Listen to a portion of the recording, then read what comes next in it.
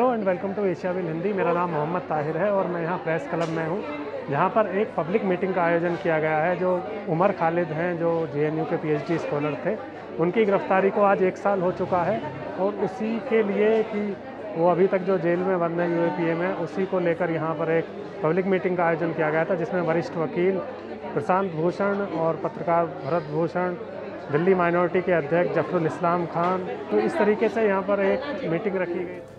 मुझे बंदूक चलती है तो बहुत जोर से आवाज आती है, लगता है धमाका हो रहा है, ऐसा लगता है बम फट रहा है। तो उस दिन उसका मुझे चला गया और पूरे इलाके में ऐसी आवाजें आ रही थी बम फट रहा है। पूरे इलाके में टेप गन फैल चुकी थी। अगर आप 2 किलोमीटर दूर नहीं जाते मिले इस्लामिया से, अपने घरों से बाहर निकले तो आपके आंखों से आंसू निकल रहे थे। इतना आंसू गैस छोड़ा था उस टाइम। ग्रेनेड के धमाकों से, उनके आंसू गैस की गोलों से पूरे इलाके में आतंक का माहौल था। वो इलाका रात के 11-12 बजे तक लोग सड़कों पर रहते हैं, लेकिन उस रात 7 बजे पूरा इलाका वीरान हो गया। वो दोनों वहां गई थी और कुछ हुए जब वहां पुलिस स्टेशन में से बोलने के लिए पुलिस से उनकी रिक्वेस्ट करने की दरखास्त करने के लिए जब आइए प्लीज पूरे कहर को रोकिए, तो पुलिस स्टेशन में बाहर अपना दरवाजा बंद कर दिया और हम उनको सुनने से इनकार कर दिया। वो एक मोजिजा था, हम उसको मोजिजा कहते हैं कि उस वक्त वो औरतें घर से निकली और 101 दिन 101 days ओवर 3 months सख्त सर्दी के दिनों में, जब सर्दी शबाब पर थी, वो औरतें शाहीन बाग में बैठी हुई। ये कभी नहीं हुआ था। ये एक ऐसी मूवमेंट थी, एक ऐसी खूबसूरत मूवमेंट थी, एक ऐसी करेजियस मूवमेंट थी जो दुनिया भर में फैल गई। मगर उसने शायद स्टेट के दिल को दहला दिया कि आखिर मुसलमान औरतों में इतनी हिम्मत कैसे हुई कि वो आके जामिया मिलिया के अतराफ की बस्ती में, शाहीन बाग में आके बैठ गई और उठने का नाम ही नहीं लेती थी। और इसी बात को उन्होंने अमरावती में उठाया था। उमर खालिद ने have the right to oppose their government, to oppose its policies, to oppose its laws, to oppose its views. क्या हिंदुस्तान के नागरिकों को आज की तारीख में ये पूरा अधिकार है कि हम अपनी सरकार का विरोध करें, मुखालिफत करें, चाहे उस सरकार की नीतियों का हो, सरकार के कानूनों का हो, सरकार के विचार का हो? Do we have that right? That is our first question. Or will we have to pay a heavy price, the kind of price that a bright young man, a PhD scholar, is paying with his freedom today? You may remember, but it's good to refresh our minds.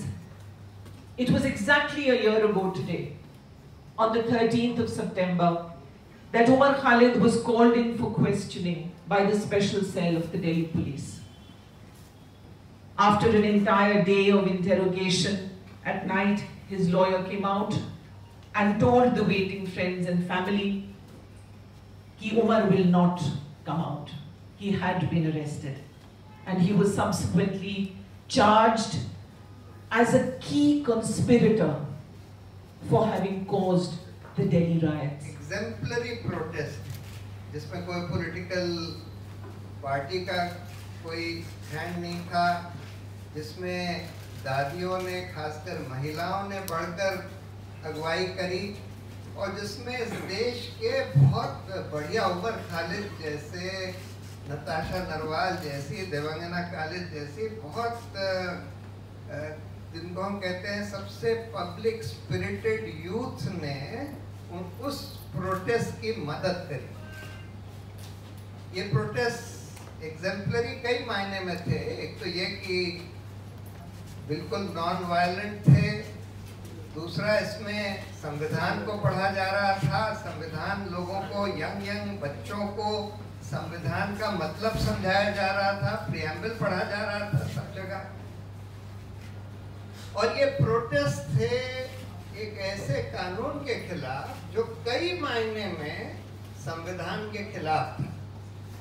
देखिए, पहली बात तो ये जो CA का कानून है, ये एनआरसी से जुड़ा हुआ है और अमित शाह ने ये बात बार बार दोहराई कि ये दोनों जुड़ी हुई चीजें हैं। उन्होंने बोला हम पहले एनआरसी लाएंगे फिर सीएए का इस्तेमाल करेंगे, मतलब, और ये खुल के बोला उन्होंने, बंगाल वगैरह में खुल के ये बात बोली कि एनआरसी से तो हम जो फॉरेनर्स, जो उनके माइंड में मुसलमान, उनको हम बाहर करेंगे, उनको सिटीजन रजिस्टर से बाहर करेंगे, और फिर अगर कोई हिंदू या नॉन मुसलमान लोग छूट गए उनको हम सीएए के द्वारा वापस ले आएंगे, क्योंकि सीएए का कानून 3 तरह से डिस्क्रिमिनेटरी था। पहला उसमें यह लिखा था कि हम सिर्फ 3 देशों के रेफ्यूजीज को हिंदुस्तान में सिटीजनशिप देंगे, अफगानिस्तान, बांग्लादेश और पाकिस्तान से जो आए हैं। अरे श्रीलंका से इतने रेफ्यूजी आए हैं, उनको क्यों नहीं? म्यांमार से आए हैं, उनको क्यों नहीं?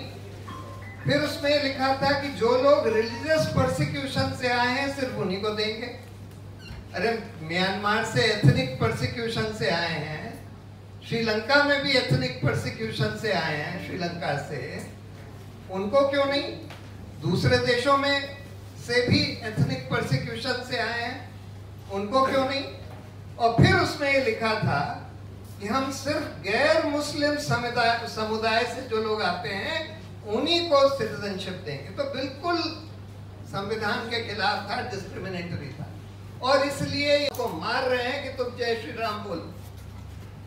कि पुलिस वाले सीसीटीवी कैमरे तोड़ रहे हैं, लेकिन उसके बाद वही पुलिस जो दंगइयों की मदद करती है, जो हमला करती है बिल्कुल इनोसेंट लोगों पे, वही पुलिस इन्वेस्टिगेशन शुरू कर देती है। इसीलिए सुप्रीम कोर्ट ने जब पुलिस रिफॉर्म्स का जजमेंट दिया था तो बोला था कि कई तरह के पुलिस रिफॉर्म्स होने चाहिए। उसमें एक पार्ट ये भी था कि इन्वेस्टिगेशन और लॉ एंड ऑर्डर पुलिस को सेपरेट होना चाहिए, क्योंकि जो लोग लॉ एंड ऑर्डर का काम कर रहे हैं वो कई बार उन्हीं ऑफेंसेस में इन्वॉल्व होते हैं, और फिर वही पुलिस उसका इन्वेस्टिगेशन करे, और यही हुआ यहाँ पर। और इस तरह से उमर खालिद या नताशा नरवाल जैसे बिल्कुल हिंदुस्तान के सबसे फाइनेस्ट पब्लिक स्पिरिटेड एक्टिविस्ट, इनको टारगेट किया गया और मुसलमानों को टारगेट किया गया। लगता है, बिल्कुल क्लियरली लगता है कि पुलिस को जो ब्रीफ दी गई थी वो एकदम क्लियर थी कि सबसे पहले तुम इन एक्टिविस्ट को टारगेट करो जिन्होंने इन प्रोटेस्ट को मदद दी या किसी तरह से भी उसको हेल्प किया।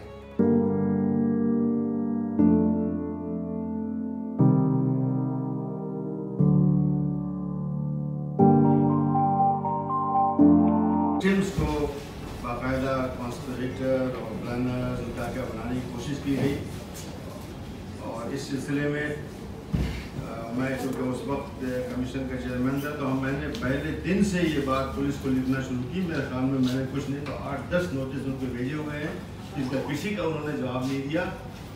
उनको कैसेट्स भेजे, उनको मतलब CDs भेजे हैं, उनको URLs भेजे हैं, उनको पूरा यानी बहुत तफसील से भेजा है, फ़ोटोज़ भेजे हैं लिंचिंग के वगैरह जो भी हुए थे, लेकिन उन्होंने किसी चीज़ का जवाब नहीं दिया। फिर हमने एक कमेटी बनाई जो कि वाहिद कमेटी थी जिसको ऑफिशियल एक स्टेटस हासिल था। उस कमेटी के साथ दिल्ली पुलिस ने बिल्कुल कोऑपरेट नहीं किया।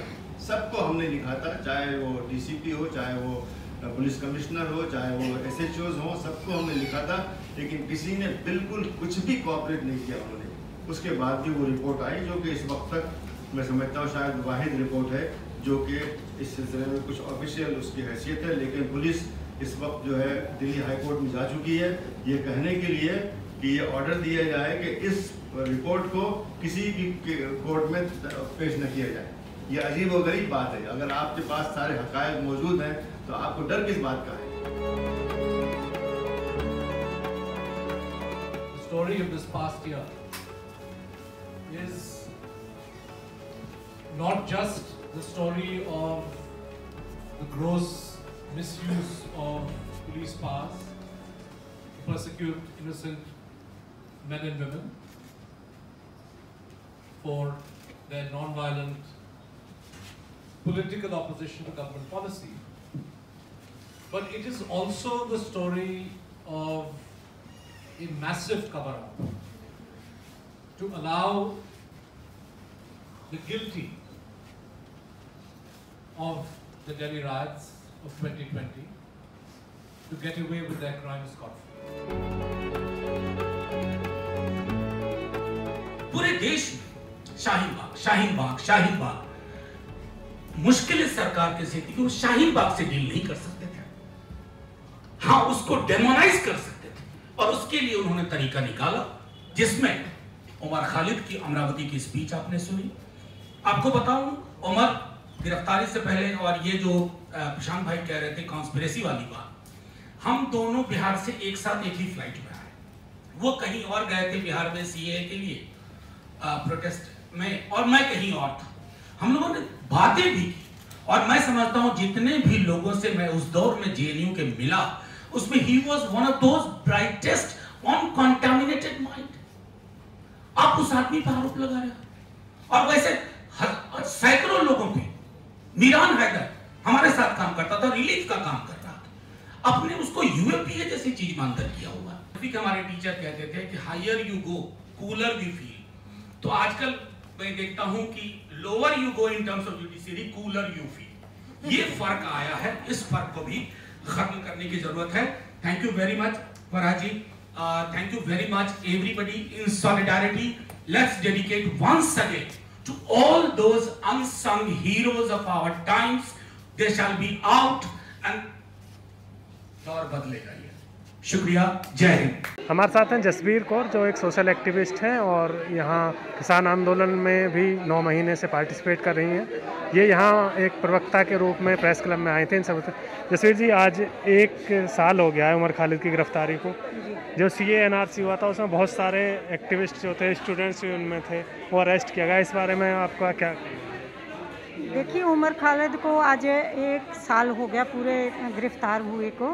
तो मैं कहूँगी कि बिल्कुल वह निर्दोष है, क्योंकि जो उस पर चार्ज लगाए गए हैं वो तो कपिल मिश्रा ने, दंगे तो उन्होंने कराए हैं। वो तो बहुत शांति से जो शाहीन बाग में आंदोलन चल रहा था उसके मतलब उसकी सपोर्ट करते थे। उसके बाद जो जामिया में हुआ, जैसे मारपीट हुई, जहाँ मतलब JNU में जैसे किया गया, तो उसके खिलाफ आवाज़ उठाने वाले थे। तो वो कोई दंगई तो नहीं था, तो बिल्कुल नाजायज़ तौर पे रखा है। इसे अकेले उमर खालिद को नहीं, बहुत सारे लोगों को, और भी जो भी सरकार के खिलाफ मुंह खोलता है उसको ऐसे सेडिशन चार्जेस लगा के वो जेल में फेंक रहे हैं। तो ये रहे, ऐसा चलेगा नहीं।